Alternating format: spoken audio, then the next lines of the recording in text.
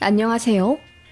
비가 이렇게 많이 오는 날이면 오랜 투병 끝에 하늘로 간 우리 오빠가 생각납니다. 오빠는 떠나면서 저에게 큰 선물을 주었어요. 바로 오랜 악연이었던 신우를 끊어버리게 도와준 건데요. 제가 받은 상처는 둘째치고 지긋지긋하던 신우년 이제 안 봐도 되어서 너무 좋습니다. 남편에겐 누나와 여동생이 있습니다. 즉, 저에게 신우가 둘인데요. 처음엔 저도 신우들이랑 잘 지내보려고 했습니다. 다행히 손이 신우는 성격도 좋고 어진 품성을 갖고 계셔서 항상 따뜻하고 좋은 말씀만 해주시는 분이었어요. 저도 그런 형님께 더 잘하고 싶은 마음이 있었습니다. 다만 아래 신우는 결혼 전부터 답이 없었네요. 첫 인상부터 뭔가 심상치 않긴 했어요. 상견례 자리에 짧은 미니스커트를 입고 짙은 화장을 하고 왔더라고요. 그런 막내 신우를 시부모님도 좀 창피해하는 느낌이었는데 지금 생각하면 부모님도 딸 자식 컨트롤이 안 되어서 그렇게 데리고 나왔나 싶습니다. 결혼할 때 예복비로 인당 30만 원 정도 생각해서 양가에 드렸습니다. 그런데 신우가 본인은 입고 싶은 옷, 구두, 가방 다 사야 하는데 100만 원 정도 된다며 좀 더 달라고 하더군요. 그때 정말 어이없었어요. 남편이 미안하다며 본인이 신우 정신교육 시키겠다고 하더니 서둘러 방어하더라고요. 남편은 저에게 그냥 잘 해결되었다고 했는데 나중에 아래 신우가 술 먹고 저한테 전화 걸어서는 술주정 하더라고요. 가족들 사이에 너무 짜게 구는 것 아니냐면서요. 너무 당황했고 어이도 없었지만 그 다음날 남편이 신우를 엄청 혼내서 결국 사과받았던 일이 있었습니다. 사실 어린 신우 맘에 오빠 결혼식장에서 예쁘게 꾸미고 싶겠다고 생각은 들었고 세상 물정 모르고 철이 좀 없나 보다 애써 생각했네요. 남편도 본인 입으로 자기 여동생이 철없다고 했었고요. 그리고 또 다른 사건이 있었는데요. 저희는 그렇게 여유 있는 사람들이 아니기 때문에 예물 예단도 생략할까 하다가 그래도 최소한이라도 하는 게 나을 것 같아 시댁에 은수저랑 반상기를 보냈고 예단비로 500만 원 보내드렸습니다. 시부모님께서는 너무 고맙다 하시며 저에게 10돈 정도 되는 금목걸이를 주시고 예단비 중 300만 원을 돌려주신다고 하셨어요. 그런데 집에 와 봉투를 열어보니 100만 원밖에 없는 거예요. 혹시 분실했나, 누가 가져갔나 싶어서 심장이 덜컹하더라고요. 가방도 살펴보고 차도 살펴보고 그것만으로도 모자라 걸어온 길을 거슬러 다 살펴봤는데 없더군요. 시부모님께서 거짓말 하실 리는 없고 그 귀한 돈을 잃어버린 걸 들키게 되면 얼마나 한심하게 생각하실까 전전긍긍했네요. 당시 남편한테도 어떻게 말해야 할지 몰라 고민하다가 결국 울면서 토로했더니 남편이 시댁 가서 다시 찾아보던지 아님 물어보겠다고 했는데 결국 못 찾았어요. 그래서 제가 속상해하니까 남편이 본인도 더 잘 챙길 걸 그랬다며 본인 개인 돈 200만 원을 저에게 주더군요. 물론 제 잘못이라고 생각해서 받진 않았지만 그 마음이 참 고맙더군요. 그런데 남편이 아무리 생각해도 찜찜했는지 조사를 계속하더니 결국 찾아냈더군요.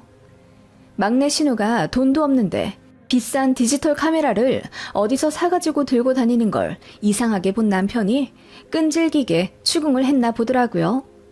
신우는 계속 본인이 모아둔 돈 쓴 거라면서 억울해했지만 남편이 통장 내역까지 보여달라며 난리를 쳤다더군요. 결국 그 돈의 실체는 어머님이 저에게 주실 꾸민비 봉투에서 나온 거라는 걸 알게 되었죠. 돈 봉투 안에 300만 원이 아닌 100만 원만 들어있으면 제가 시어머니한테 감히 물어볼 거라고 생각 안 했답니다. 그리고 제가 잃어버린 거라고 자책하더라도 어디다 말하지도 못할 거라는 걸 알고 그렇게 계획을 짰나 보더군요. 너무 악랄하지 않나요? 그게 결혼식 치르기 일주일 전에 밝혀진 일이었고 시부모님이랑 남편 그리고 손이 신우까지 전부 난리를 쳐서 막내 신우 혼내느라 뒤집어 엎으셨다더군요. 그래서 결혼식장에 막내 신우 안 왔어요. 시부모님이 저한테 미안하고 면목 없다고 그냥 집에 두고 오셨다더군요. 정말 황당 그 자체였던 사건이었죠. 알고 보니 신우가 집안에서 애물단지 같은 존재더라고요. 어릴 때부터 자잘자잘하게 사고치며 비행도 좀 했던 것 같고요. 모르겠어요. 제 남편도 그렇고 손이 신우인 형님도 참 품성 어질고 괜찮으신 분인데다 시부모님도 평범하시거든요. 좀 꼬장꼬장하신 면은 있지만 그렇다고 눈에 띄게 문제 있는 분들은 전혀 아니세요. 막내 신우는 뭐 때문인지 어렸을 때부터 사고도 많이 치고 성격도 많이 엇나갔다고 하던데 그냥 타고난 성향 같습니다. 아무튼 그런 막내 신우가 신경은 쓰이긴 했지만 결혼하고 나서 남편 직장은 멀리 아랫지방으로 옮겨야 했기 때문에 시댁이랑도 자주 왕래를 못했고 막내 신우랑도 2년에 한 번 볼까 말까 하며 살았네요. 그렇게 지내는 동안 저는 아이들을 낳아 키우고 있었고요. 문제는 막내 신우가 결혼하면서 저희랑 같은 도시로 이사 오고 나서부터 벌어졌네요. 저희 아이들 초등학생일 때 막내 신우가 갑자기 결혼을 했어요. 혼전 임신으로 급하게 결혼한 상황이었고 신우 남편은 이렇다 할 직업이 없는 사람이었습니다. 이해가 가지 않았지만 너무 사랑해서 없으면 못 산다고 울고불고 난리쳐서 겨우 양가 허락받고 결혼하더라고요. 그런데 모아둔 돈이 거의 0에 가까웠기 때문에 신우 남편한테 700만 원 있었다고 하더군요. 양가에서 조금씩 모아 22평짜리 전셋집에서 신혼 시작하더군요. 그런데 신우가 저에게 뭐 맡겨놓은 듯이 굴더라고요.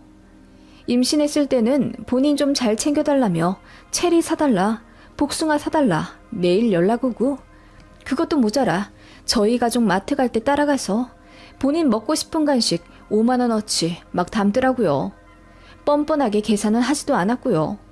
그런 식으로 마트나 시장 갈 때마다 악착같이 따라와 제 지갑을 같이 쓰려고 하는 게 괘씸하고 열이 받아 이건 아닌 것 같다고 선 그었더니 가족 사이에 너무하다면서 시장 바닥에서 엉엉 울더라고요. 배는 남산만한 임산부가 엉엉 우니 잘 알지도 못하는 주변 상인들과 할머니들은 저에게 손가락질하며 신우가 임신해서 먹고 싶은 게 많은가 보다. 올키가 돼가지고 베풀질 못한다며 막 혼내시는 거예요. 그때 얼마나 창피하던지요. 애 낳고 나서도 장난 아니었습니다. 산후조리원은 돈 없어서 못 들어가니 저더러 도와달라.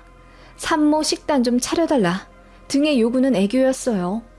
물론 다 들어주진 않았지만 아무렇지 않게 도움 요청하는 게 너무 부담스러웠어요. 그리고 저희 부부를 무슨 ATM기처럼 알기 시작하더라고요. 아이 기저귀나 옷 사이즈 업해야 하는 시기가 오면 당연히 저희한테 연락합니다. 그리고 조언 묻는 척하면서 돈 뜯어내죠. 언니, 우리 애기 옷을 사야 하는데 어떤 사이즈를 사줘야 할지 모르겠어요. 언니는 애 둘이나 키워보셨으니 아시겠죠? 저희 애한테 잘 맞을 만한 사이즈로 우주복 하나만 골라주세요. 제가 돈 드릴게요.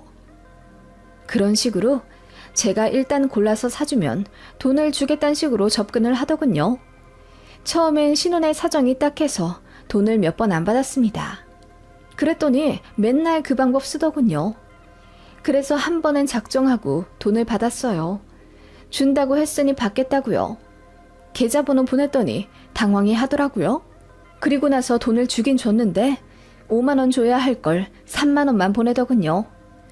어이가 없어서 덜 보냈다고 했더니 그제야 자기 돈이 없어서 그것밖에 못 보냈다고 미안하다고 하더군요.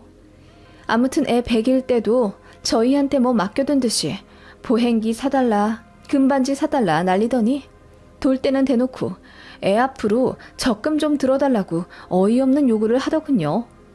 외삼촌이랑 외숙모가 조카 앞으로 다달이 10만 원씩 해주면 나중에 우리도 부모로 알고 효도할 거라나?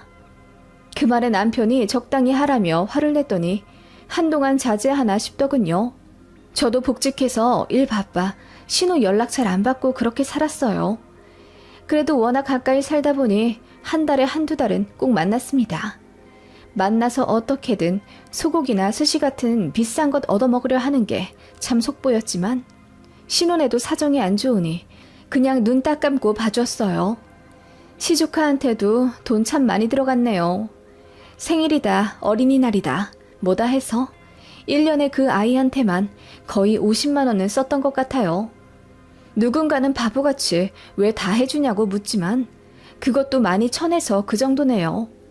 신우 너무 싫었지만 그래도 돈 없어서 누수공사도 제대로 못해 집에 곰팡이 범벅인 것을 보거나 다 낡아빠진 팬티 입고 다니는 걸 보면 괜히 연민이 들었거든요.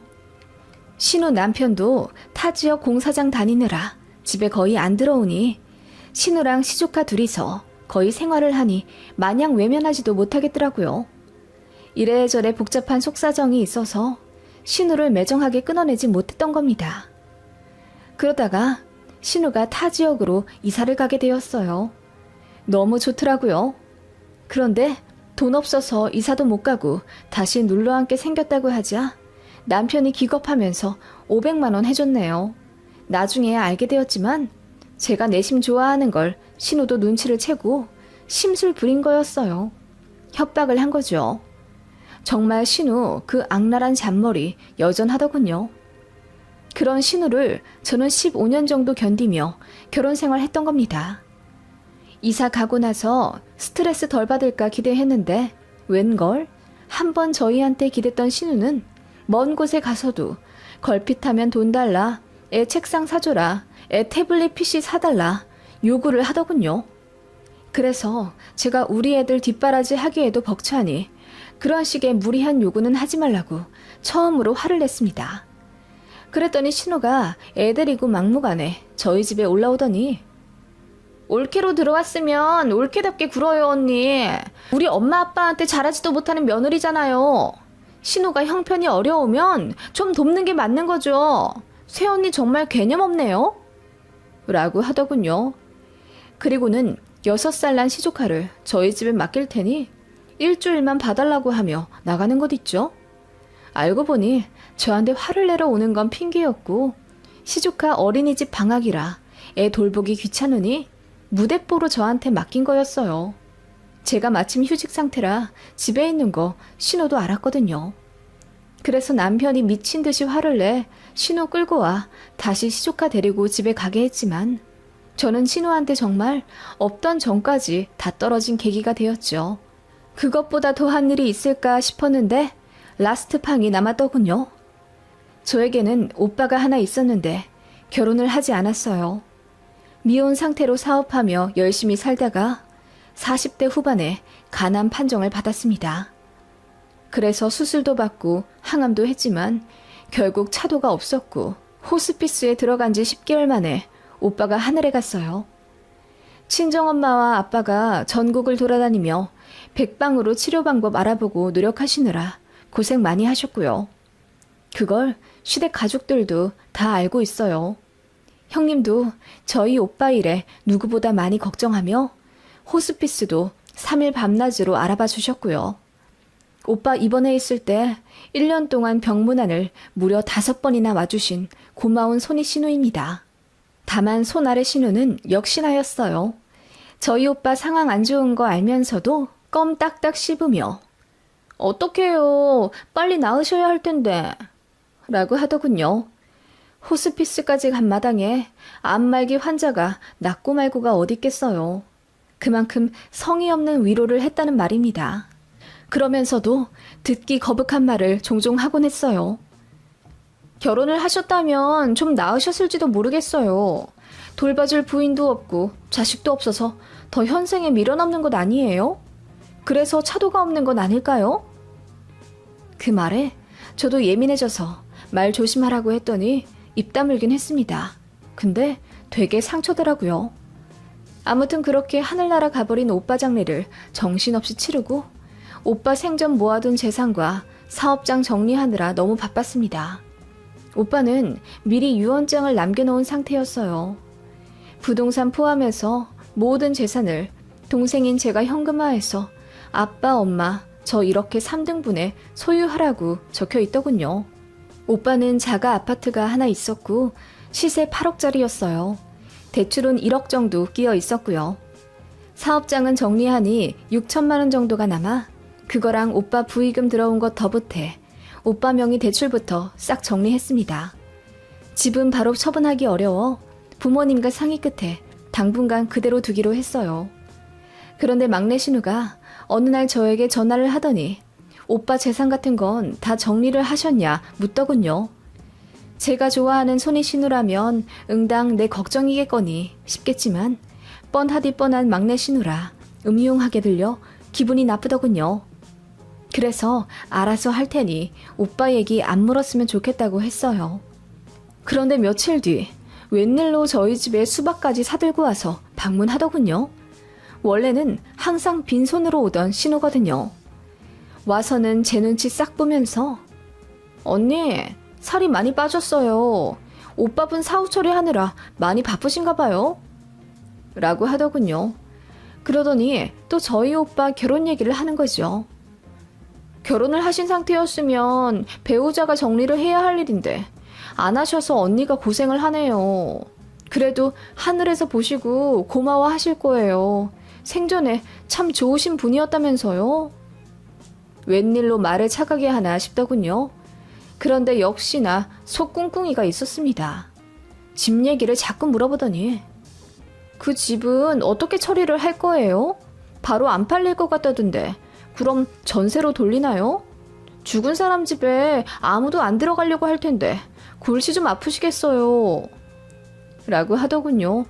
그래서 알아서 한다고 딱 잘라 말했더니 갑자기 팔자 눈썹을 하며 제 손을 잡더라고요.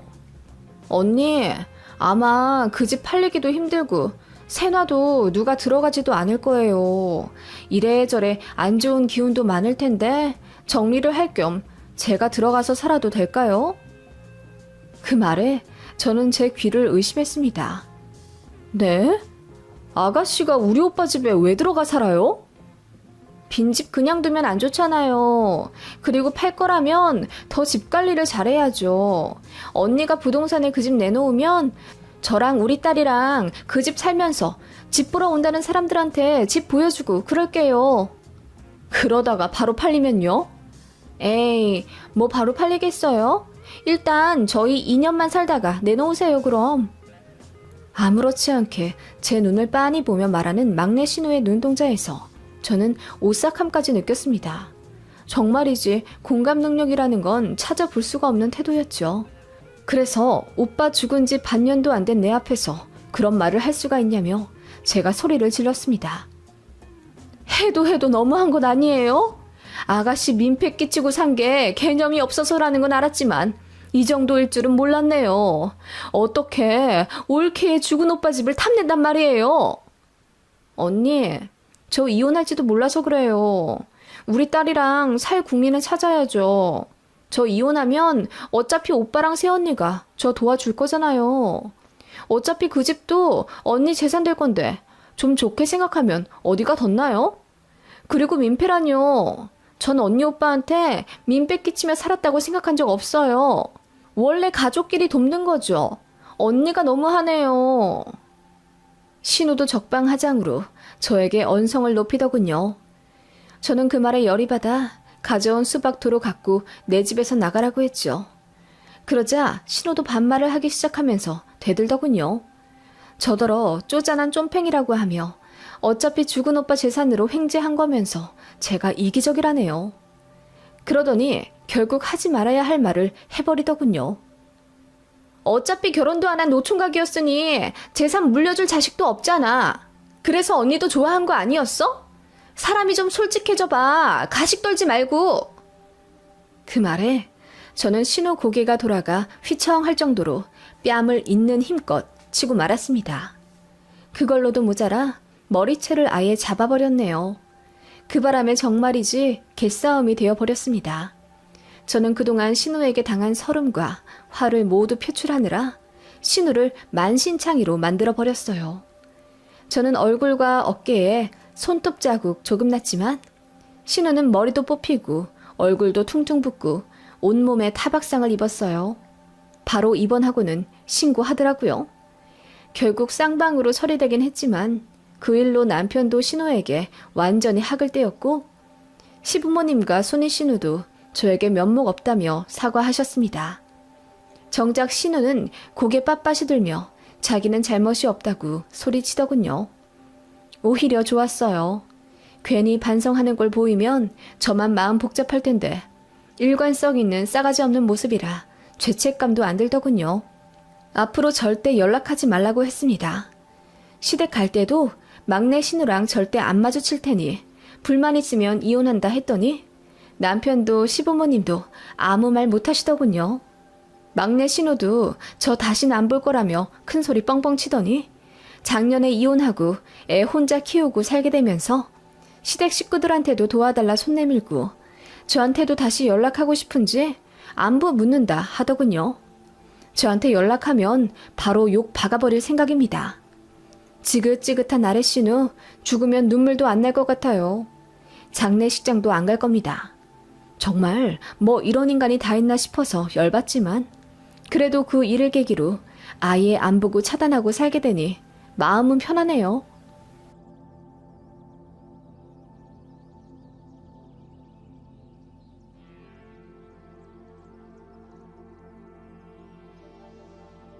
안녕하세요.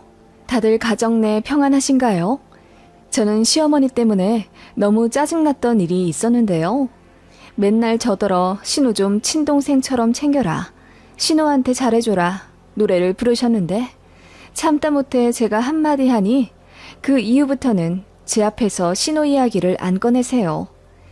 이대로 퇴치된 건진 모르겠지만 아무튼 막무가내에는 막무가내로 응답하는 게 답인 것 같습니다. 남편에게는 여동생이 하나 있습니다. 저희는 공무원 부부이고 신우는 작은 공방 운영해요. 신우 남편은 제약회사 다니고 있었고요.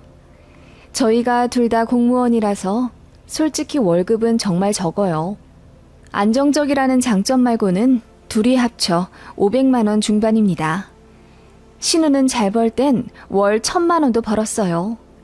그래서 시어머니가 제 앞에서 신우 칭찬을 하며 그래, 요즘 직업이 이렇게나 다양한데 돈만 잘 벌면 됐지. 우리 딸은 진작에 자기 적성 찾아 사업해서 한 달에 1000만 원씩이나 벌잖니. 공무원이고 대기업이고 그런 거 다 필요 없어. 여자는 특히 자기 능력이 중요하잖니. 라고 하며 공무원 하며 힘들게 일하는 제 앞에서 그렇게 이야기하시더군요. 그리고 저희 부부는 아들 둘 있고 신우는 딸 하나 키우고 있는데 그걸로도 엄청 비교를 하며 신우를 추켜 세우시더라고요. 딸이 최고야. 아들은 키워봤자 소용이 없어. 그리고 요즘 같은 시대에 하나만 낳아서 잘 키우면 되지. 둘까지는 이해가지만 셋 낳는 사람들은 난 이해를 못하겠더라.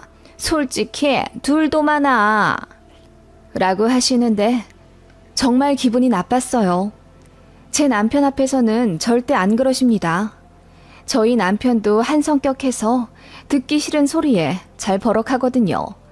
그러니까 만만한 제 앞에서만 그러는 겁니다. 그리고 며느리라 그런지 괜히 까내리고 싶어 그러시는 것 같았어요. 성격이 그리 좋고 인자한 시어머니 자리는 원래부터 아니었거든요. 예물 예단할 때도 사건이 좀 있었어요. 양가에서 돈 안 받고 저희 힘으로 결혼했어요. 남편이 모아둔 돈 2천에 제가 모은 돈 3천만 원에다가 전세자금 대출받아 아파트 들어가게 되었죠. 검소하고 알뜰하게 식 치르려고 했고 그래서 불필요한 허례허식도 다 생략했어요.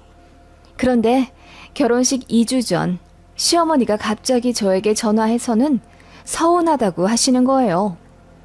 새아가, 아무리 그래도 시댁 앞으로 예단비도 안 주니? 내가 우리 친척들한테 얼굴을 못 들겠다. 그 말에 저는 너무 황당하더라고요. 어머님, 저희 양가에서 도움 하나도 안 받고 하느라 많이 졸라맨 거 아시잖아요.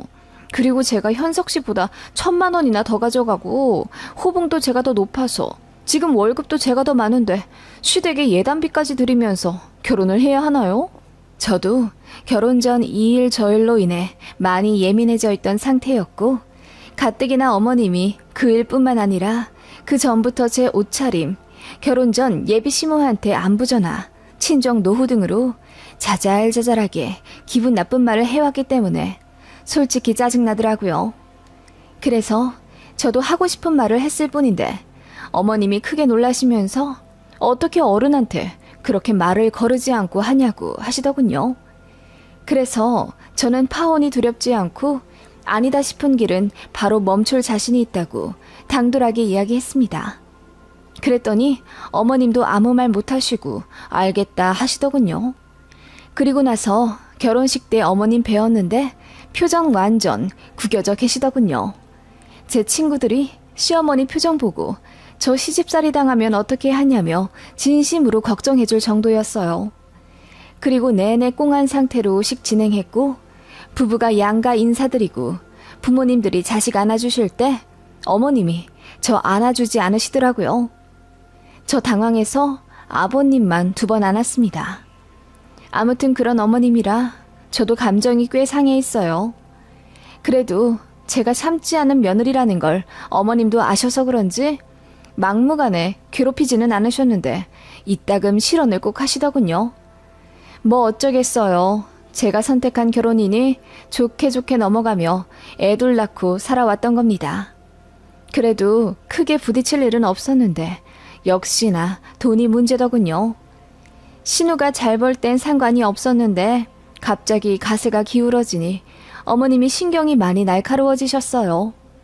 신우 남편은 제약회사 다니면서 월 400에서 500만 원 정도 벌다가 건강이 안 좋아져서 퇴사를 했어요. 그래도 신우가 공방 차리면서 돈을 잘 벌었기 때문에 큰 문제 없을 거라고 생각했고, 또 신우 남편도 좀 쉬다가 다시 취직할 거라 믿었어요. 신혼에는 딸 하나 있기 때문에 저희처럼 먹성 좋은 남자애들이 2이나 있어서 당장 입에 풀칠해야 하는 걱정도 아니었고, 또 저희는 전세 사는데 신우는 집도 매매한 상태였거든요. 물론 매달 대출이자로 100만 원 정도 나가긴 했지만 이미 집값이 엄청나게 많이 오른 상태라 저희가 신혼에 걱정할 처지는 절대 아니었습니다. 당장 내 집도 없는 저희가 시세 7억짜리 집에 살고 있는 신혼애를 걱정하는 게 웃기잖아요.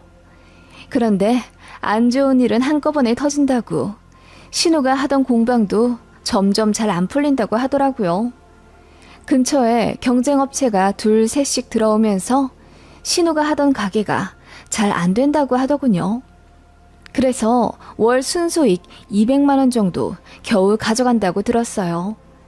저는 그래도 그 얘기 듣고 그거라도 벌어 다행이라고 생각했네요.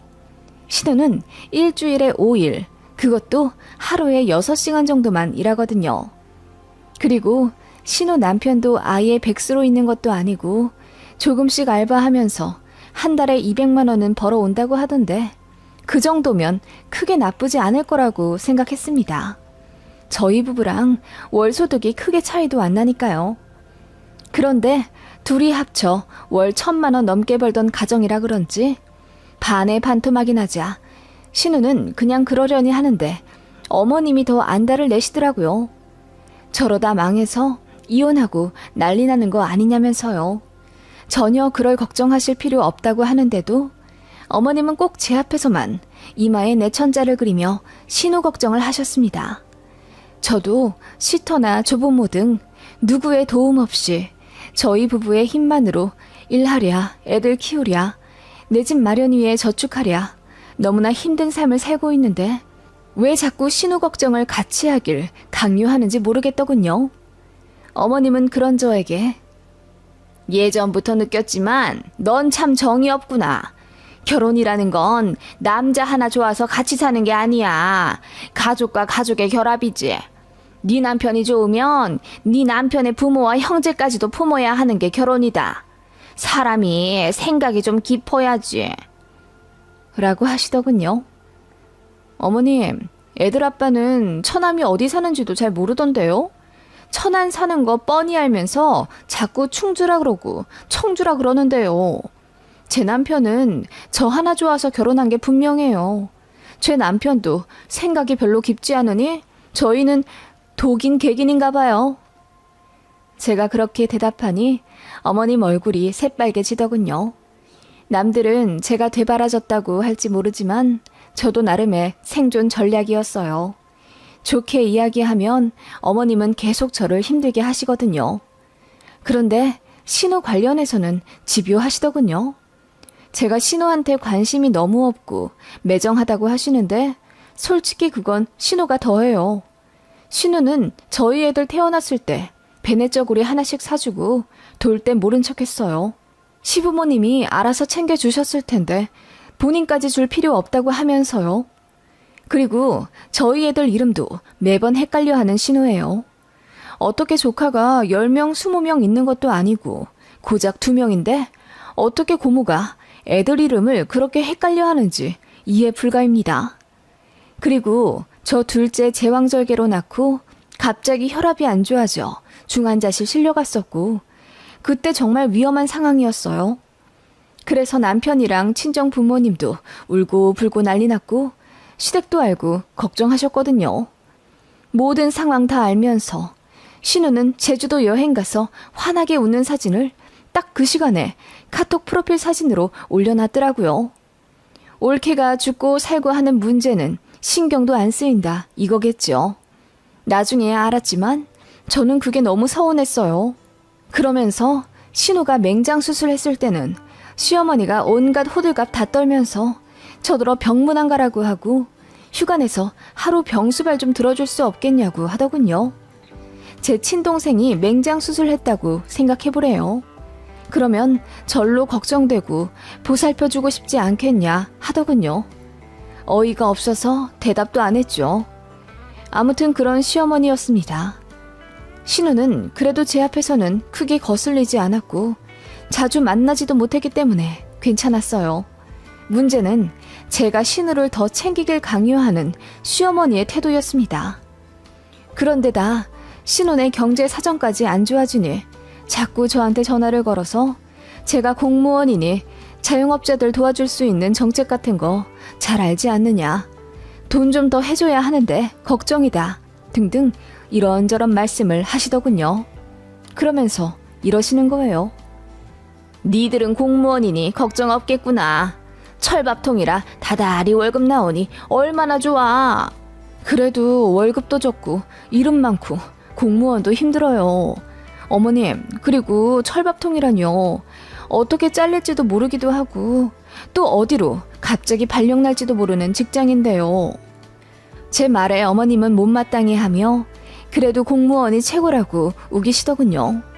언제는 신우같이 월 1,000 버는 자영업이 최고라고 하셨으면서요.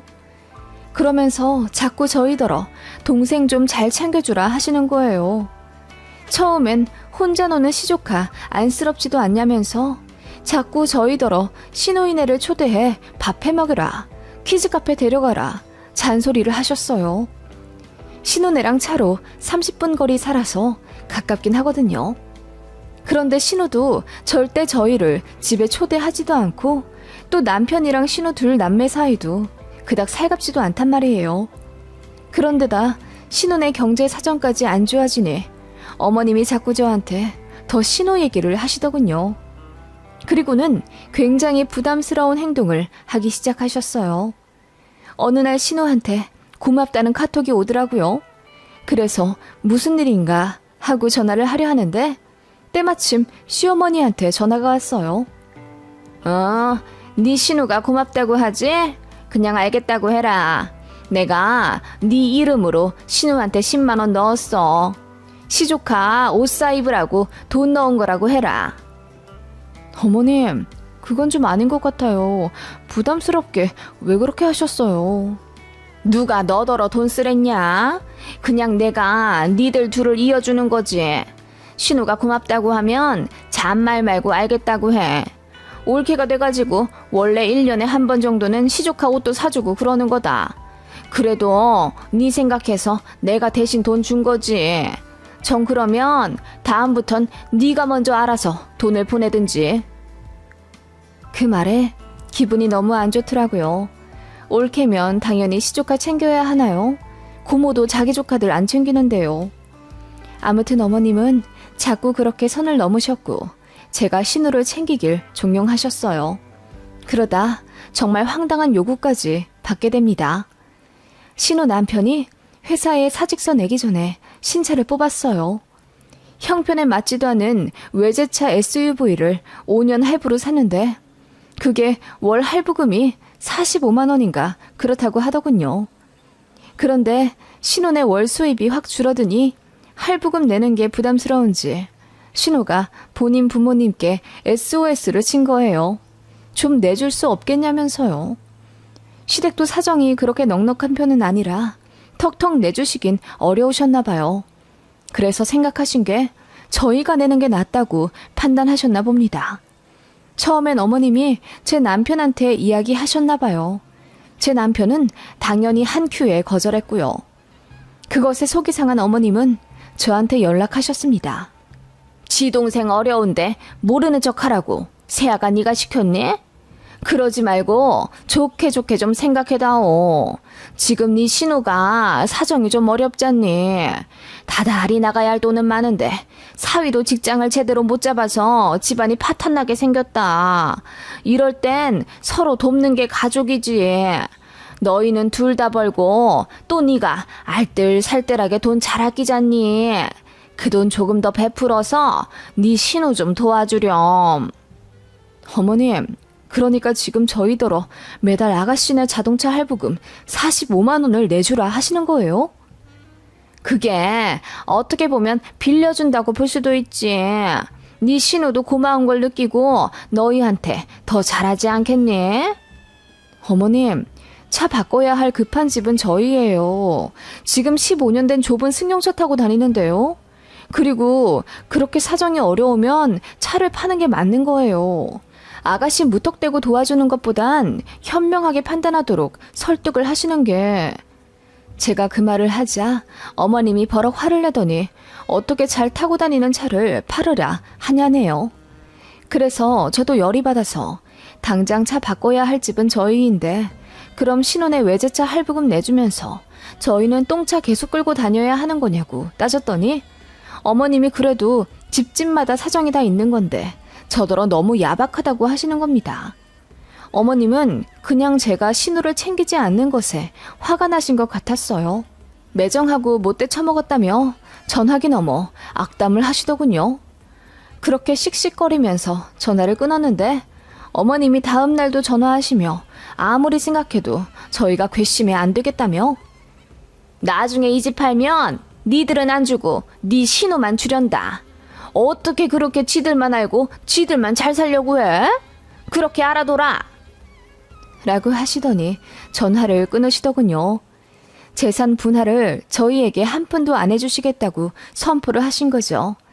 남편도 그 말 듣고 어이없어 하며 저더러 앞으로 시댁 갈 일 없을 거라 하더군요.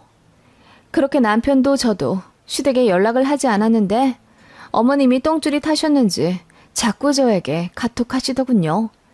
지금이라도 늦지 않았으니 현명하게 판단하고 본인한테 사과하라며 항의 문자를 보내시는가 하면 신우한테 다달이 20만 원이라도 보내주면 본인도 재산 분할에 관해 이야기했던 걸 없던 일로 하겠다네요. 해도 너무하단 생각이 들었죠. 그래서 어머님한테 전화해 물었습니다. 어머님, 아가씨는 저희 애들 태어나고 나서 챙겨준 거 거의 없고 심지어 이름도 헷갈려 하는 거 아시죠? 어? 그건 뭐 네 신우가 많이 바쁘고 정신이 없으니까. 그리고 가는 게 있어야 오는 게 있다는데 저는 아가씨한테 매년 생일 선물도 보내줬고 시조가 태어났을 때 50만 원, 생일이랑 어린이날에는 다달이 용돈도 주고 할도리는 다 했다고 생각해요. 그런데 아가씨는 저희한테 어떻게 했는지 알긴 아세요? 그러자 시어머니가 말을 더듬으며 당황해 하시더라고요. 친동생처럼 생각하라고요? 제 친동생은 본인 돈 없어도 꼬박꼬박 저희 아들들한테 용돈 주고 선물 주고 안부 묻고 사랑 줍니다. 저 아플 때도 걱정했고요. 아가씨는 전혀 아닌데 어떻게 내 동생처럼 생각하란 말이죠?